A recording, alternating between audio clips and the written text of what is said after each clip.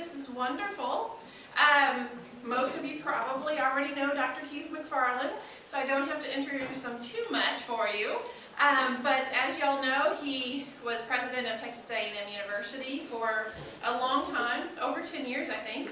And he's been a professor, he's written articles, books, so he definitely knows his history and loves history. I think it's probably one of his favorite things. And I also want to thank today's sponsor for the program is Gene Adams, so thank you very much.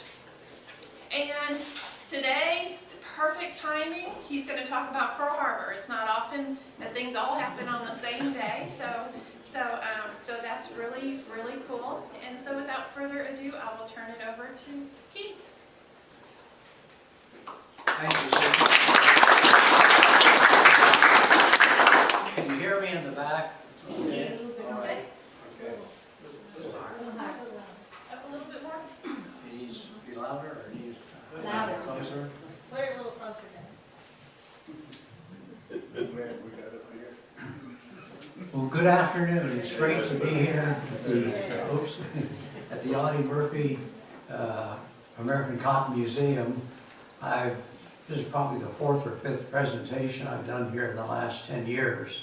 And when Susan called me and said, I'd like you to speak in the future, and then she said, I have a date open in December, and she said, well, oh gosh, that meeting is on the 7th of December. And I said, good, there's my college. I don't need to think about it. So we're going to start off this morning. I'm going to give you a quiz. Now don't worry, because you're the only one that knows the answers, and you're going to grade it yourself. So the first question is for everyone who was born before 1955. And if you have that answer when I ask it, just raise your hand. Do you remember when and where you were when you heard that President John F. Kennedy was shot?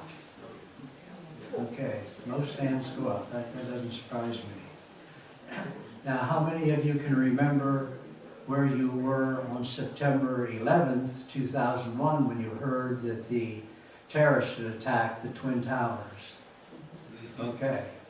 Well, if you were able to interview your parents or grandparents, and you would ask them, did they remember when they first heard about Pearl Harbor, I could almost guarantee you that they would be able to tell you, because those 3 events are singed in our minds, because they came completely out of the blue, completely as a surprise. So we're looking today at an event that took place 80 years ago. In fact, 80 years ago, right now, there was a force of nearly 200 military aircraft that had just left the Japanese carriers 230 miles north of the island of Oahu, and they were heading to Pearl Harbor. And that's what was happening just as we speak, 80 years ago right now. In addition to that, what was happening in Greenville, Texas 80 years ago? Well, it was a Sunday morning, and so probably most people had just come home from church, because we were a church-going nation at that point. And even those who didn't go to church knew that that afternoon would be a quiet, restful afternoon, because the blue laws in Texas were so strict, virtually nothing was open. So if you were to get out of your house, it would be to go to a relative's or a friend's house. And many people in Greenville would have been sitting down to their lunch meal or their noon meal. Meanwhile, in Pearl Harbor, where there were dozens of warships, including about 18 battleships, the sailors on those ships were asleep on their ships.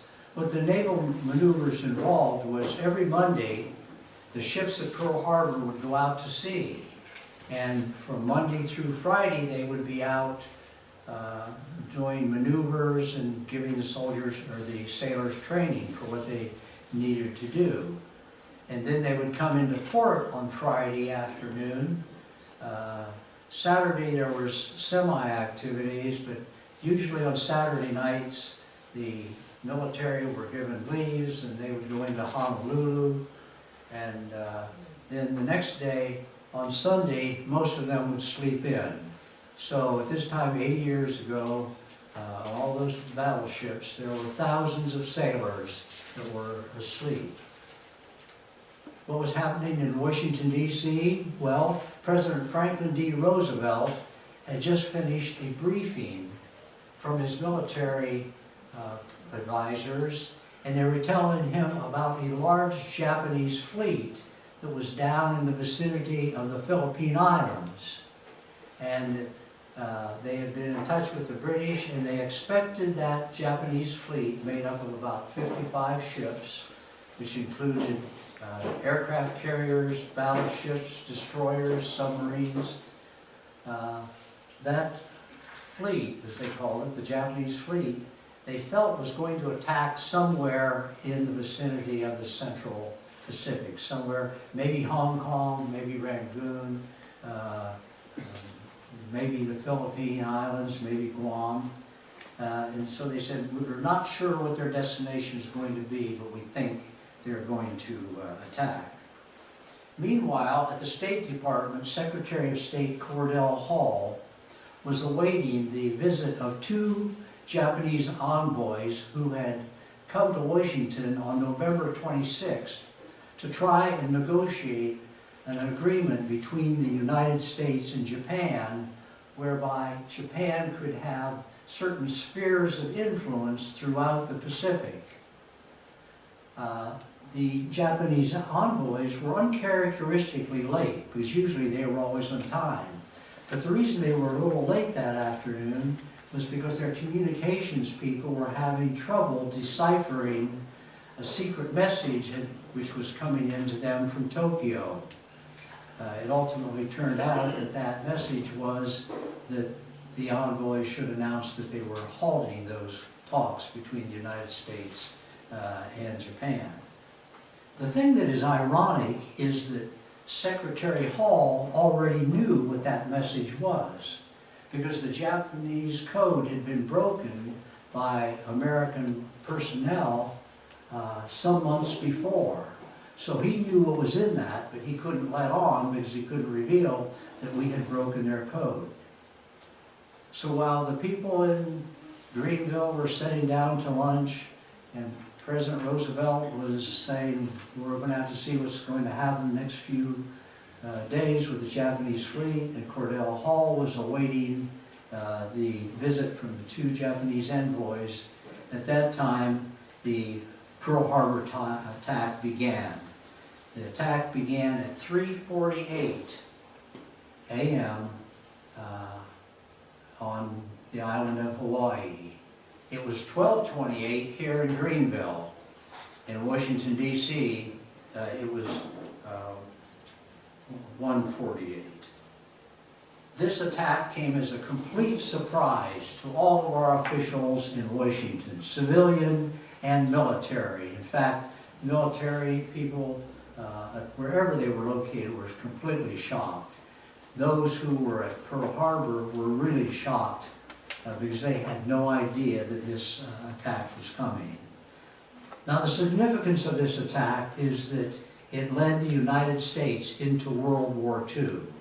Now, actually, World War II had started in September 1st of '39, more than 2 years ahead of time before this event, and that's whenever Britain and France and the Western European countries declared war on Germany after Germany had attacked Poland. But now it was here nearly 2 years and several months later, and the Japanese had attacked Pearl Harbor. The next day, Roosevelt called a special session of Congress when he gave his famous Day of Infamy speech. And he said, because the Japanese attacked us, I'm asking Congress to declare war. And that afternoon, within the hour, the Senate voted 82-0 to declare war against Japan, and the House had voted 388-1 to go to war. 4 days later, Germany and Italy declared war upon the United States, excuse me, because the year before they had signed what was called the Tripartite Treaty. This was between Germany, Italy, and Japan, and they said that if any of those three nations were attacked by any other nation, that they would join together to fight that common enemy. And so that was the Axis powers of Germany, Japan, and Italy. Now what we're going to do now is I'm going to look at the attack and what it entailed and the damage it inflicted. And then I'm going to explain why the Japanese decided to launch that attack. And then finally, I'll try and cope with the question that's been asked for 80 years. A lot of people have asked the questions, but there's just a few answers. And that is, why was the United States caught off guard so much? Why was it that the military and civilian leaders and the commanders in the field did not know that this attack was coming? Now the attack came in two waves. As I said, the first one starting at 7:48, when most of the sailors were asleep. It came in two waves. The first wave lasted about 45 minutes, and the targets of that wave were the American battleships and warships in the harbor, as well as aircraft at two fields in Hawaii. Wheeler Field, which I'll show you a minute on the map where it's located in central part of Oahu, and then Hickam Field, which practically adjoined Pearl Harbor. Now these attack forces were made up of fighter planes, small two-engine bombers, dive bombers. A dive bomber was basically a fighter aircraft with a 600-pound bomb held underneath the fuselage. And the pilot would be going along, he would fly down and spot the target, and then at an assigned point, he would release that bomb, and that bomb would then proceed onto its target, and then he would pull up quickly to avoid the repercussions that would come from that bomb. They also had torpedo bombers. A torpedo bomber was basically the same as a dive bomber, except it carried a full-size torpedo underneath it. And they would come down, drop that into the water there at Pearl Harbor. It would go down to about a depth of 40 feet, and then it would come back up to about a 10 to 15 feet below the surface and move in to strike the side of a ship. Now the Japanese had actually planned 3 attacks. The second one was going to hit the same targets as the first, the battleships, the airfields, the hangars, and the planes. The third wave was supposed to hit the U.S. Navy shipyards that were there, where they did most of their repairs on the fleets in the Pacific. And there also around there were submarine bases they were supposed to hit, and a lot of tank farms where they had petroleum products, diesel fuel, aviation fuel. After a great deal of discussion and arguments among the top commanders back at the aircraft carriers, they decided to call off the third strike, which ultimately proved to be very beneficial to the United States. I'll explain that why in a little bit. So that third wave that would have hit the repair facilities, the fuel depots, and the submarine bases never took place. I want to show you a couple of maps here.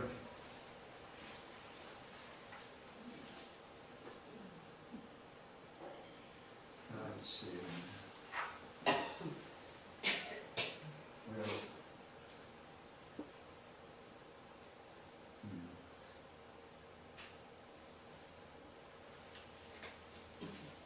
Oh, wait.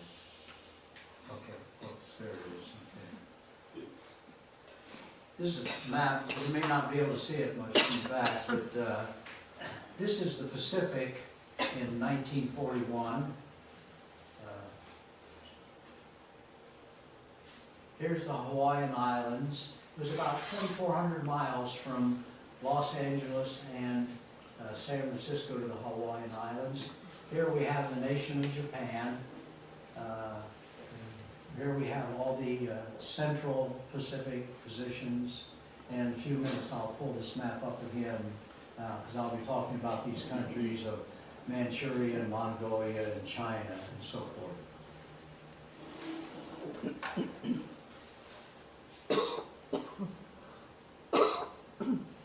Now here's a map of Oahu Island. Down here in the south part, this constitutes Pearl Harbor. The island's only about 40 feet long, 40 miles long, and 30 miles wide. The first wave came down from the north, came around on the west side of the Hawaiian Islands, and attacked from this direction, attacked north into the harbor. The second wave came down, it hit an air station here on the east side, but then continued down with its targets being the battleships that were located there.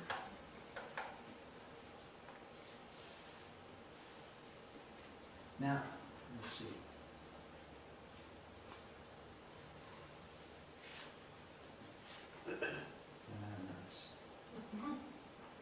Okay, there you can see Pearl Harbor. It's an odd harbor because it's not like many harbors where you just go in and there's just a big area of water where ships can go in. Because there's a number of peninsulas jutting out into the harbor. Now, you can see in the middle of this map, Ford Island. There was a naval air station there, and it was around Ford Island that the warships would dock when they would come in on Friday afternoon and remain there and then go back out on Monday.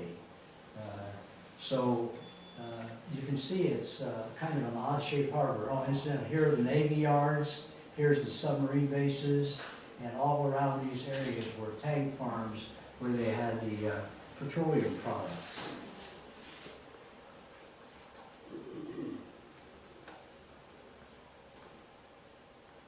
Oops.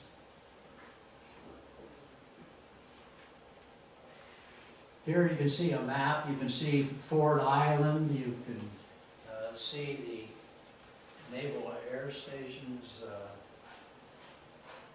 landing strip there. And you can see around here, these are where the battleships were berthed. There's the U.S. Arizona. There was one of them was sunk. West Virginia was sunk. California was sunk. And I'm missing one, but I'll come up with them in a minute.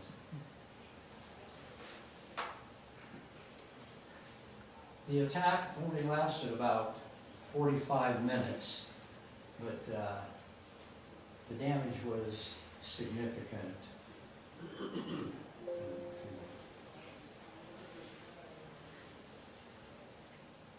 Here is a photograph taken from a Japanese plane right about the time that the attack was initiated.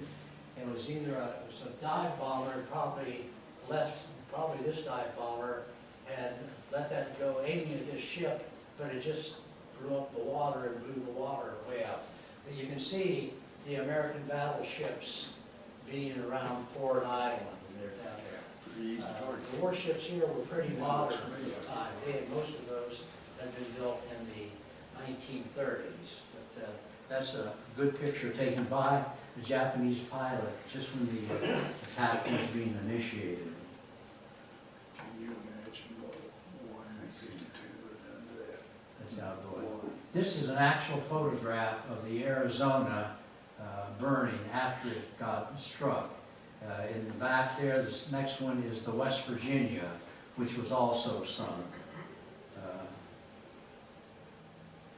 This was an explosion on the USS Shaw It was a destroyer that had been brought into dock, and they were going to do some repair work on it. And the first Japanese wave set the USS Shaw on fire, and then when the second attack was going on, then the Shaw blew up because for some reason they had not unloaded the explosives and the shells that were there. Here's the USS West Virginia that sunk. You can see a rescue boat out looking for possible survivors. This is on Ford Island, the Naval Air Station there. This was about the time, the explosion there was actually several miles behind. It looks like it's practically on the base, but that's when the Shaw blew up. And you can see some of the planes there, some of the sailors standing around. This is the Hickam Field. I'm sorry. Yes, this is Hickam Field, which adjoins the Pearl Harbor. And that's some of the hangars burning, and that's some of the damage afterwards. The other air base in the central part of the island was Wheeler Field. This is after the first attack when Wheeler was hit, and there's an example of some of the damage that was done there. Okay, I want to go back to my map here a minute.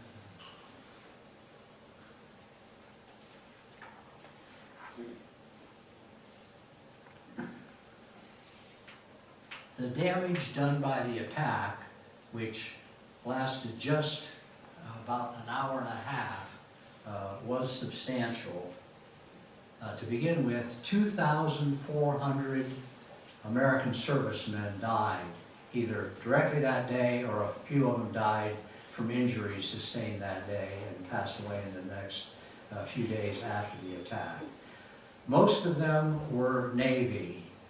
The bulk of the Navy casualties came when a bomb hit the USS Arizona, penetrated its decks, went down into the magazine where all the ammunition is stored, and there's one humongous explosion which killed 1,177 sailors. There were also in the attack, the 2,400, a number of Marines and Army personnel. Now, the damage to the fleet, 4 battleships were sunk. The Arizona, the Oklahoma, the West Virginia, and the California. In addition to that, 4 other battleships were severely damaged.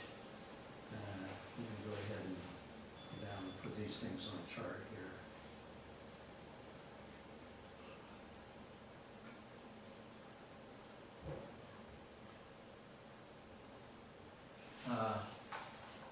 There was, as I just indicated, 2,400 American servicemen died, 4 battleships sunk, 4 more battleships and 9 other warships were severely damaged, and 188 aircraft were destroyed and 159 badly damaged. The aircraft losses were basically about all that we had available in the Pacific at that time. The Japanese lost 29 aircraft out of about well over 400, and the 5 midget subs. One Japanese soldier was captured when his midget sub went aground, and 129 Japanese airmen were killed. So, from the Japanese standpoint, this attack was quite successful. Now, as bad as the damage was, it could have been a whole lot worse, because the Japanese had expected to find our 3 aircraft carriers. We had 3 aircraft carriers covering the entire Pacific at this time. And those carriers had been expected to be in port that time. And the Japanese airmen were ready for them. But one of those had been asked to ferry some ships to Midway Island. The other one, just a few days before, had been sent to Wake Island with planes. And then the third ship, the 3rd aircraft carrier, the commander felt his crews needed more training, so he didn't bring them into port that weekend. He maneuvered about 300 to 500 miles south of Oahu and thus they were out of port. So that was very fortunate for the United States. The United States was also fortunate that the water levels at Pearl Harbor are very thinner. They're not deep. The port, for most place, the depth of the sea is about, or the water is about 50 feet. So this meant that when those sunk ships, they only dropped about 40 feet, and so they were stuck in the mud then. But the top of the ship was available, so the repair crews could get in from the top and go down and repair the damage down below, and then they were able to fix those, refloat them, and put them into service.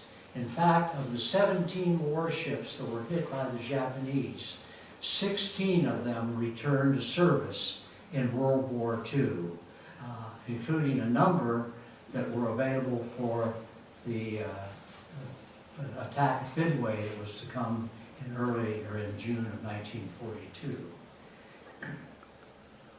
So that's a little bit about the attack.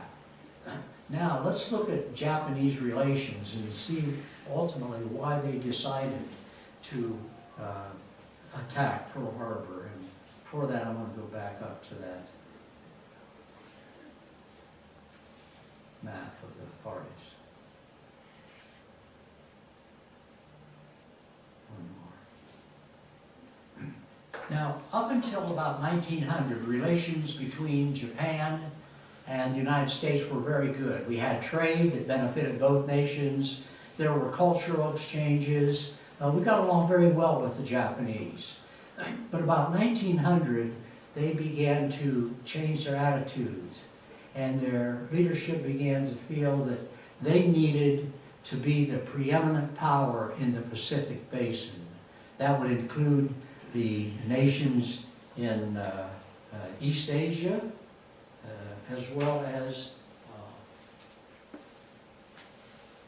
all the islands down here in the Central Pacific and down in the South Pacific, and they had their eyes ultimately even on Australia and New Zealand. Now, in 1904, they decided to start to carry out their plans to expand their influence. And at that time, Russia had two navies. One, they called their Atlantic Fleet, that actually went out through the Mediterranean. The other fleet was a fleet up here stationed at Sakhalin Island. And the Russians used that fleet to pretty much exert control over the entire Pacific. But in the summer of 1904, the Japanese launched a surprise attack upon the Russian fleet there at Sakhalin Island, inflicted very heavy damage, and then they followed it up with a land war at the bases there, and within a year, by the middle of 1905, Japan had eliminated the Russian naval forces as an influence in the Pacific. So that let them pretty free to maneuver as they wanted to in the Pacific.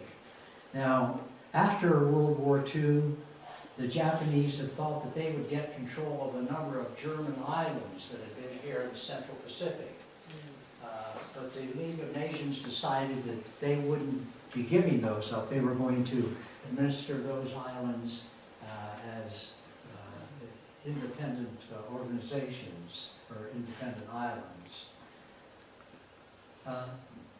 Something else happened in 1921-22 that angered the Japanese. There was what was called the Washington Naval Conference. And the purpose of this was to get the 5 top naval powers in the world: Britain, United States, Japan, France, and Italy. And they set the limits to the number of submarines, the number of battleships, the number of destroyers you could have. And Japan wanted to be on an equal footing with Britain and the United States, but respected as a major power here in the Pacific. So they were a little upset about that. Also, in the 1920s and early 1930s, the Japanese were preparing to have leadership over this entire Pacific. So one thing they started to do was send a lot of their young leaders, civilian and military, to the United States to be educated. And many of those Japanese attended Ivy League schools and were Ivy League graduates. By 1931, Japan was ready to start its expansion. You know, we think about all the expansion that Hitler wanted to do in Germany and what Italy wanted to do under Mussolini. Well, you're going to see now that the Japanese also had a pretty good record on expansion. In 1931, they attacked the country of Manchuria, and within a year, they had regained control, or they had gained control of Manchuria. There's North Korea. Well, it was just Korea at that point. Korea was taken over by Japan in 1911. So after they destroyed the Russian fleet, first thing they did was take Russia, North Korea in 1911. And then in 1932, they took Manchuria. That was just to be the first of a number of conquests. Because in 1936, they took control of Mongolia, and in 1937, early 37, they took control of this area right here, which was at that time called North China. And then in the summer of 1940, the Japanese, let's see here.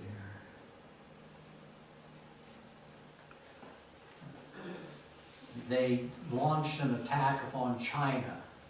And the war between the Japanese and the Chinese, that started in 1937, lasted all the way till 1945 when World War II ended and the Japanese surrendered. So they were clearly on the offensive. And then in 1940, when Germany attacked and took control of France, the Japanese decided that it would take French Indochina. So this meant that in early 1940, the Japanese had Korea, Mongolia, Manchuria, North China, and they were waging a war against China. You know, that was pretty ambitious for the Japanese, because Japanese population at this time was under 70 million people. And here they wanted to overtake China, which was 1 billion people. And so they were quite ambitious. But then after waging the war against China, they got Vietnam, Cambodia, and Thailand. Now, while all this was going on, the Japanese were expanding. Was the United States concerned? No, not really. President Roosevelt was concerned because he was in charge of foreign relations. A handful of people in the State Department were concerned about Japanese aggression, but just a handful of members in Congress. And that's because the United States, by the 1930s, had become extremely isolationist. Americans studied World War I, and here was a nation that went enthusiastically into World War I in 1917. But by the mid-1930s, American congressmen and American citizens overwhelmingly felt that had been a major mistake. We should have never gotten into that war, because all it did was make American bankers wealthy and American manufacturers wealthy. They came to call the big businesses and bankers that made all the money during World War I, they called them the merchants of death. And they didn't want to fight another war in Europe, or anywhere for that matter, in which the wealthy would be able to become wealthier. That began to change a little bit after World War I or II started in September of '39. But in that summer, whenever Japan moved to take control of Vietnam, Cambodia, and Thailand, President Roosevelt did two things that really upset them. The first thing he did was he ordered the U.S. naval fleet that had been stationed at San Diego, California. He ordered all of their operations to be moved to Pearl Harbor in the Hawaiian Islands. Now he did that because he felt that that presence of the U.S. Navy closer to Japan would deter the Japanese expansionist plans. Another thing he did, and this was quite a feat at this time, but he convinced Congress in the summer of 1940 to pass a naval expansion bill that would more than double the size of the U.S. Navy between 1942 and 1948. And as he said, it will be a Navy second to none. It will be more powerful than the British and the Japanese navies combined. Now this really upset the Japanese because they felt with each passing year, the gap between the U.S. naval forces and the Japanese would get larger and larger. So they felt if we're going to do anything, we're going to have to do it before too many years are passed. And so when the expansion bill was passed, the head of the Japanese Navy, Admiral Yamamoto, began to think about attacking Pearl Harbor. Now, to lay the basis of this study, he looked at what the Japanese had done with the Russian fleet in 1904. And he came to the conclusion that if this attack was going to be successful, it had to do two things. It had to be a complete surprise. So you couldn't wait until you were at war with a nation and then do it. You had to do this, you strike them out of the blue when they're least suspecting it. So surprise is one element. The other is it should take place on a weekend, preferably on a morning, on a Sunday morning. It would need to be light enough that the aircraft would be able to see their targets, but it should also be early enough that most of the military personnel would be asleep in their quarters because they know they didn't really have any duties to function that day. Now, furthermore, as we go into next year, 1941, Roosevelt's still worried about their expansion because we know they have their eye on the Philippine Islands and they have it on Hong Kong, on the British port of Rangoon, they have it on Singapore, and so he felt, what can I do to discourage them from attacking? And so he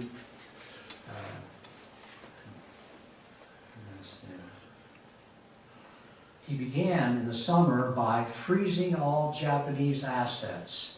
Now, the Japanese had put a lot of their money in American banks because American banks were considered the best and safest in the world. And so he froze those assets, and the Japanese couldn't get their money out to buy the war supplies they needed on other markets in the world. The other thing he was upset about was the Japanese was using a lot of American iron and steel to build up their military might.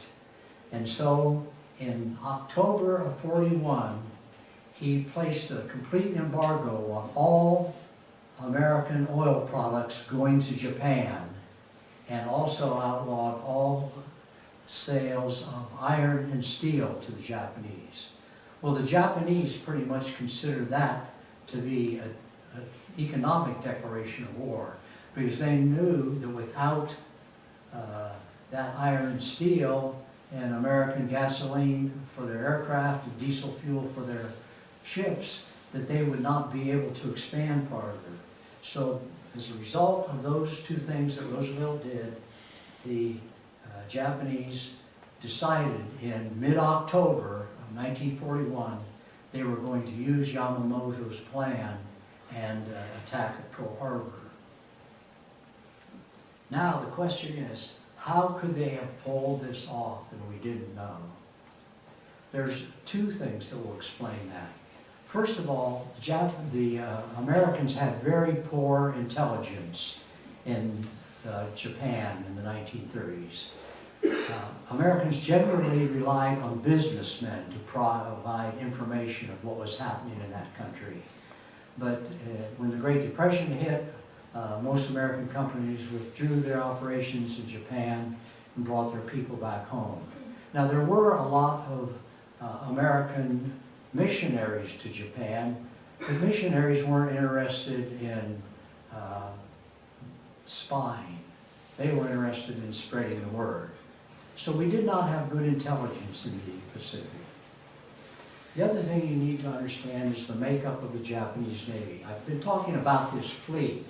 It was down around Pearl Harbor and maybe going to threaten Hong Kong and maybe Port Moresby here.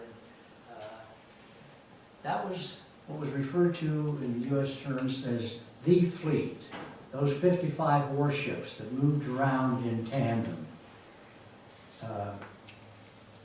But what the Japanese also had was they had about 50 other warships, including 6 aircraft carriers, a number of battleships, a number of destroyers, a number of submarines, a number of tankers.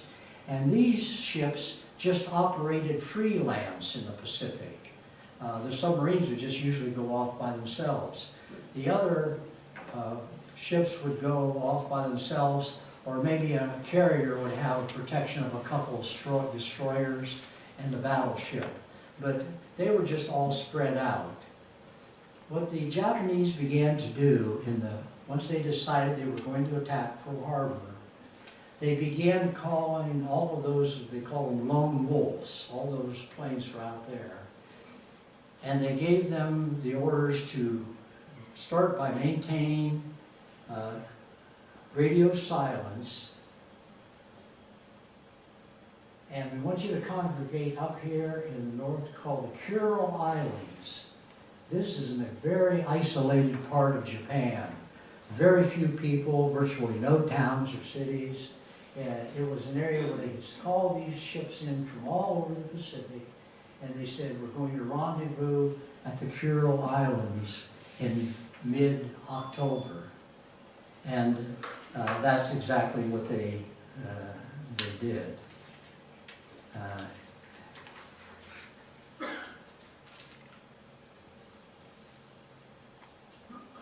And so on November 26th, that new fleet that we didn't even know existed set sail going directly east first and then turning to south because it was going to come in on Hawaii on the line from the north.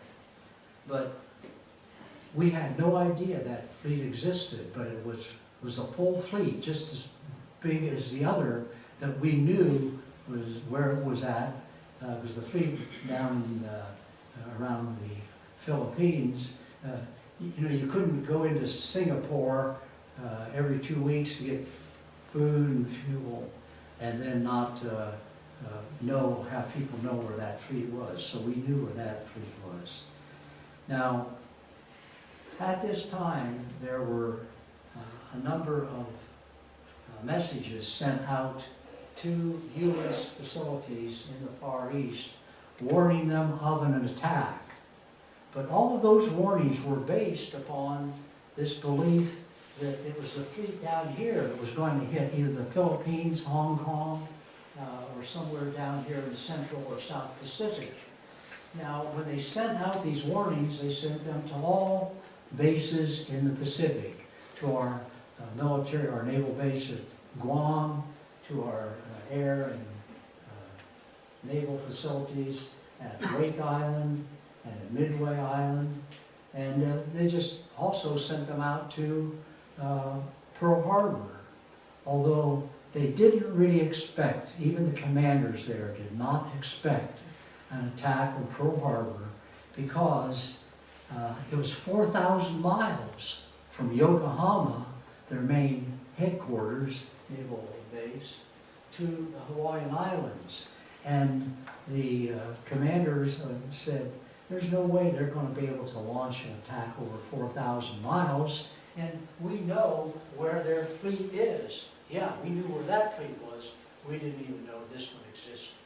And so it came in and carried out the attack on December 7th. Now, from the beginning, Americans said, we want to know what happened here. Something really bad went wrong. And in fact, the day of Roosevelt's Day of Infamy speech, the Navy has appointed a commission that studied for a number of months how this could have happened. The day after it was appointed, President Roosevelt appointed a commission made up of civilian and military leaders to study to determine what happened. And they took about a year to make their findings. Those two groups placed the bulk of the blame upon the naval commander at Hawaii, Admiral Husband Kimmel, and upon the Army commander at Hawaii, General Walter Short. And many people from the beginning felt that those two were individuals. People really were still not satisfied that the answers that they were not getting as to how this surprise would come about. Subsequently, there were 7 more formal inquiries, the last one being in 1994. And incidentally, in 1999, the Senate passed a resolution exonerating both General Short and Admiral Kimmel. Now, since Americans couldn't find a villain in this, they had to look for a villain. You know, America's big on conspiracy theories. All you have to do is look at the assassination of any of our presidents, and you can see, well, we even know what Ted Cruz's dad was involved in the Kennedy shooting, according to our president, then president. But Americans like conspiracy theories, and so journalists and historians began looking for a villain, and they found him in President Franklin Roosevelt. And their theories went generally like this. Roosevelt wanted to get involved in the war against Germany because he felt Germany really presented a threat to the United States. But he couldn't come up with a good reason to just attack Germany. So they maintained he knew this attack was coming. In fact, he encouraged it. They said that's why he had moved the American fleet to Pearl Harbor. That's why he had passed the Naval Expansion. That's why he imposed the embargoes on goods that Japan needed. And so it was felt that he had known that attack was coming and he let it happen, and that way he was able to get the United States involved in the war in Europe through the back door by getting Japan to attack us. And they used other things. They pointed out that at the airfields, all the aircraft were right pulled together, right in the middle of the field, making it very easy targets for the Japanese fighters when they attacked the United States. The commander's lady said the reason we did that was because we were worried about sabotage. There were so many Japanese in the Hawaiian Islands, and so it was sabotage we were concerned. That's why we put those planes out there. But nevertheless, a number of studies came out to show that Roosevelt and his top officials knew this and encouraged it. Now, this is probably the definitive work on the attack on Pearl Harbor. It's called At Dawn We Slept, The Untold Story of Pearl Harbor by Gordon Prange. Let me talk about Prange.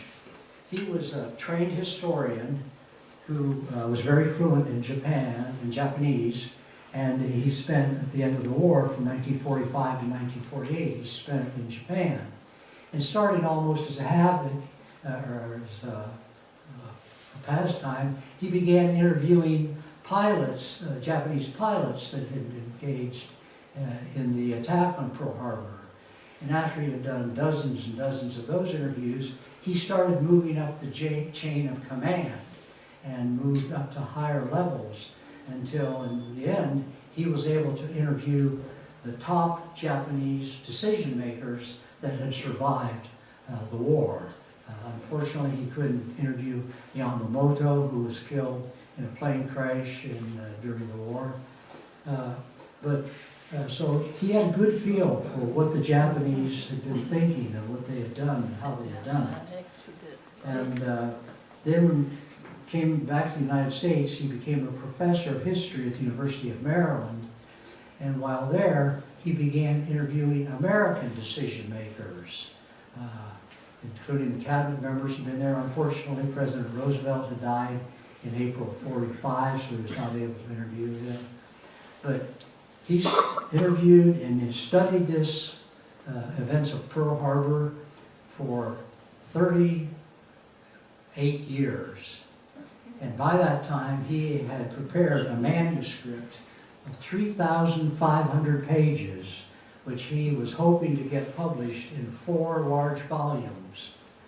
But no publisher would touch it. They'd say, 4 volumes, 3,500 pages on one event, we can't make any money on that.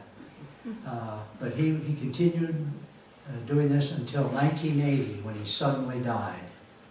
And at that point, 2 of his students undertook to take and condense those 3,500 pages into one 900-page volume. Now, he's probably, clearly the most knowledgeable person that's ever lived that understands what happened at Pearl Harbor. And he understands it from both perspectives.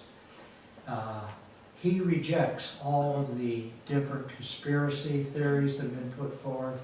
He does not accept the revisionist historians that have claimed Roosevelt was involved. He just does not do that.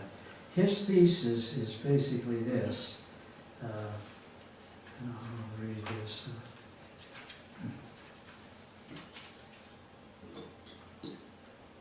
His thesis is, quote, that many individuals, both military and civilian, committed unintended errors of omission and commission, which led to the American failure to be prepared.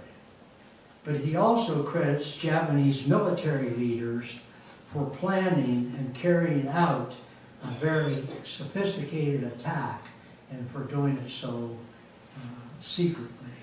So he says there's no real villains here. These were just, most of them, ordinary military personnel who had been living civilian lives, who ended up in the military. They were human beings. They made some errors. They missed some signals. They sent some false information out. Cried wolf sometimes when they shouldn't have. But in the end, he says there are no villains. It was just a lot of people missing certain things. And he does give credit to the Japanese for planning and carrying out a very sophisticated attack so well. So the basic reason we didn't know about the attack is we didn't know they had formed a second fleet. So that's the story of Pearl Harbor as it exists at this point. Every few months or few years, another book will come out showing that this commander had been warned of this in early 1941 or in the summer of '41. But those are sort of things all after the fact. There's no hard evidence that the historians can look at and blame any individual. So with that, I'm glad I could be here on December 7th, 2021 and share a little bit about the attack on Pearl Harbor. So thank you.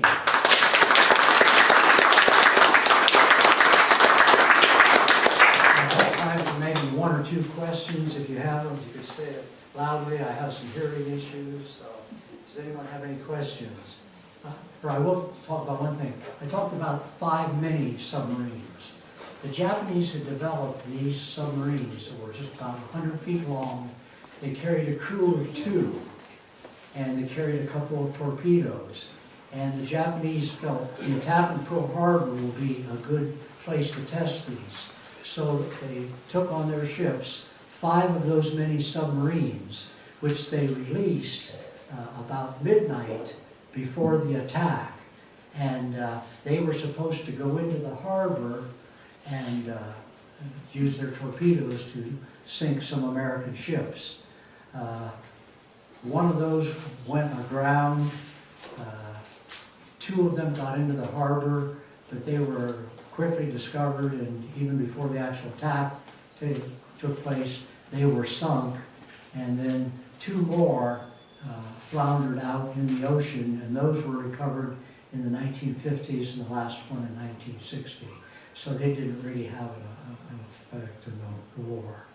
So, They were unmanned? what was the question? They were unmanned? No, they were manned. They had 2-man crews. Oh, I'm sorry, you did say 2-man that. crews, yes. And that's where they got, the one that was beached, I think the one sailor was shot trying to escape, and the other one they caught. And I had on the list that 1 prisoner had been taken place. That was where the 1 prisoner came from. So, conspiracy theory. Why wasn't that an indication or something that something's going on here? Why are these little submarines going around that they caught them?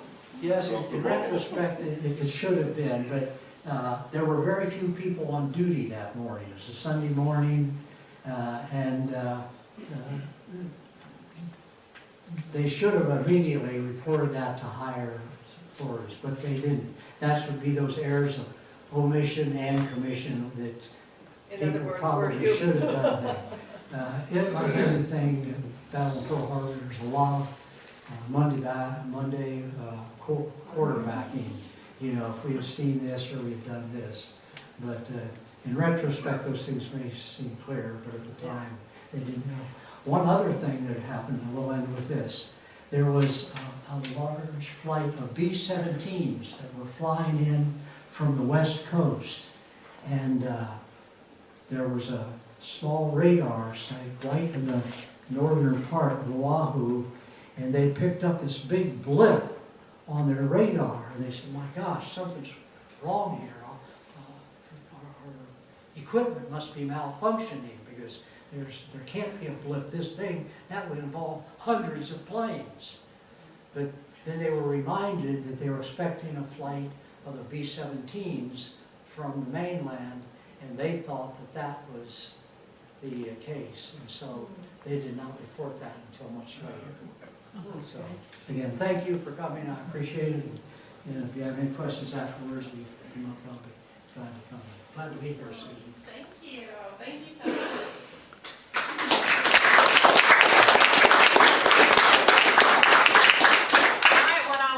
Just want to say happy holidays to everybody. Christmas is coming up. We don't have an LBS in January. That's the 1 month we don't do one. We will have one in February. And so y'all have a great day, great Christmas. Thank you. Thanks for that.